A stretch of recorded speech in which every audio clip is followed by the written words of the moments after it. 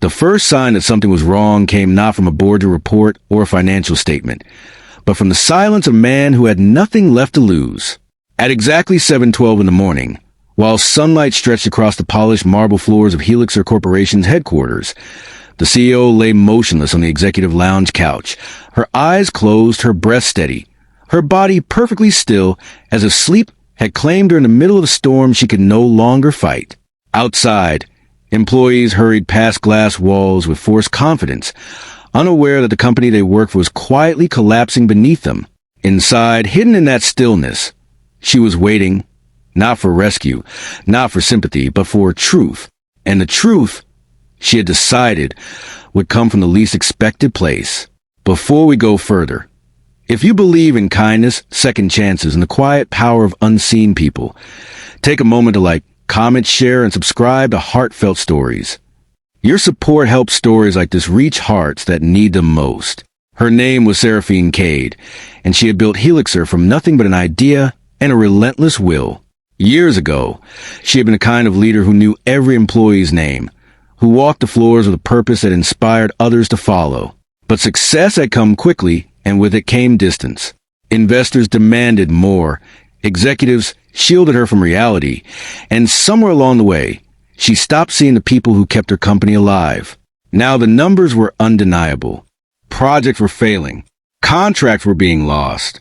Internal trust had eroded into something brittle and hollow. The company wasn't just struggling. It was unraveling.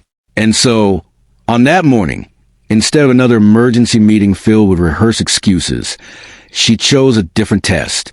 She wanted to see what her company looked like when no one thought she was watching. She wanted to know who still cared when there was nothing to gain. The janitor arrived quietly, as he always did. His name was Ilias Rahman, and no one in the building really noticed him, though he had been there for nearly 6 years. He moved with a careful, almost invisible presence, pushing his cleaning cart through hallways before most executives had their second cup of coffee.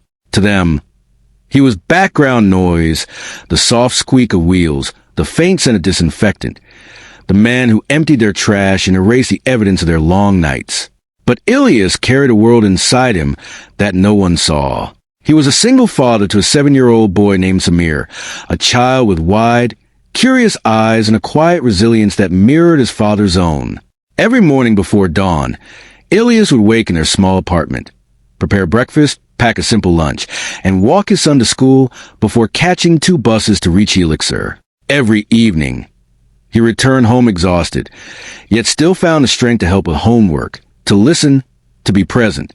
Life had not been kind to him. His wife had passed away years earlier after a sudden illness, leaving him with grief he never had time to process and responsibilities he could never escape. But he endured, not because it was easy, but because his son needed him to. That morning, as Ilias pushed his cart into the executive lounge, he noticed her immediately. At first, he hesitated. It wasn't unusual for employees to rest briefly in that room, but something about the stillness felt different. Too still, too deliberate. He stood there for a moment, his instincts quietly alert, his mind running through possibilities. He could leave. It wasn't his place to interfere. The executives often preferred not to be disturbed, and he had learned long ago that stepping beyond invisible boundaries could cost him his job. But something deeper pulled at him. He set the cart aside. He stepped closer. He noticed a tension in her hands, the faint crease between her brows, the way her breathing, though steady, carried a weight that felt heavier than sleep. He didn't know who she was, not truly. To him, she was just another executive. But he recognized something familiar in her stillness. It was the stillness of someone overwhelmed. Ilias didn't wake her. Instead, he quietly adjusted the thin blanket draped over the couch, pulling it more securely around her shoulders. He dimmed the light slightly, reducing the harsh glare of the morning sun.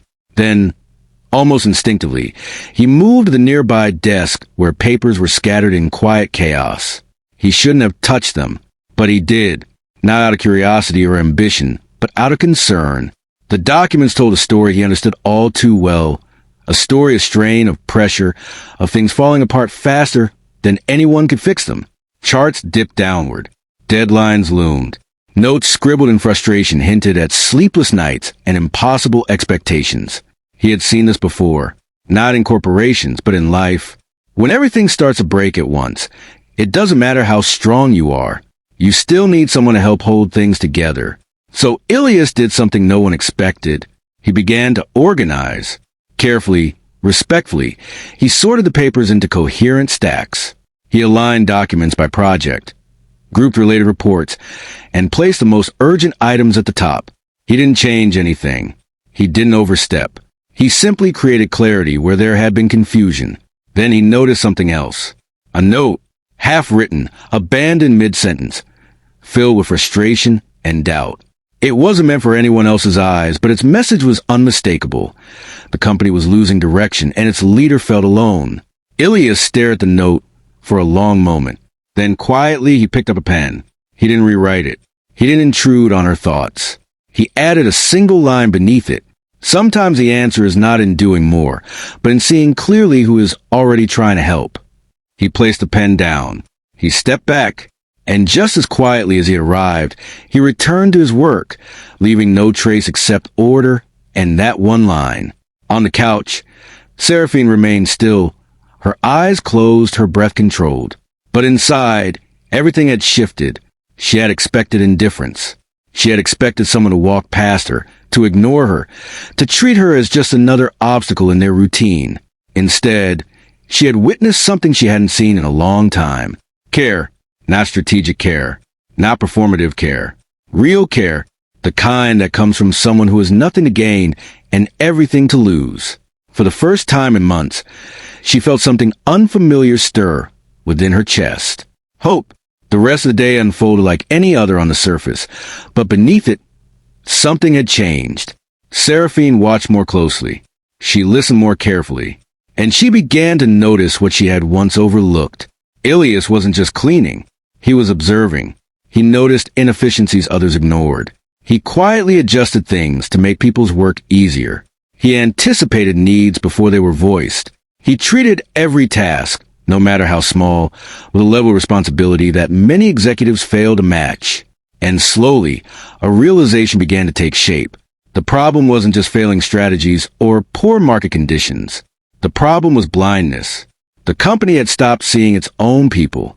Days passed, then weeks. Seraphine didn't reveal herself immediately.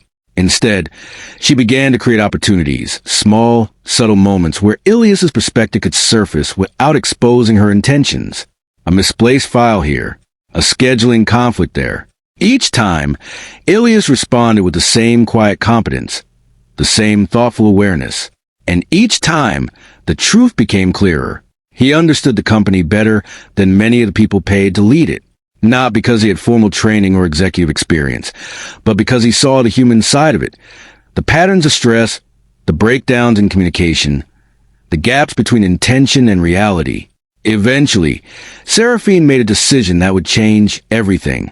She called him into her office. For Ilias, it felt like the ground had shifted beneath his feet. People like him didn't get called into the CEO's office. His mind raced with worry. Had he done something wrong? Had he overstepped? But when he entered, he found something unexpected.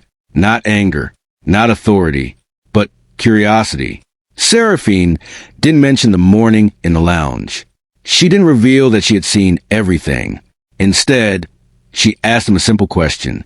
What would you fix first if this were your company? The room felt impossibly large. The question felt impossibly heavy. But Ilias answered, not with arrogance,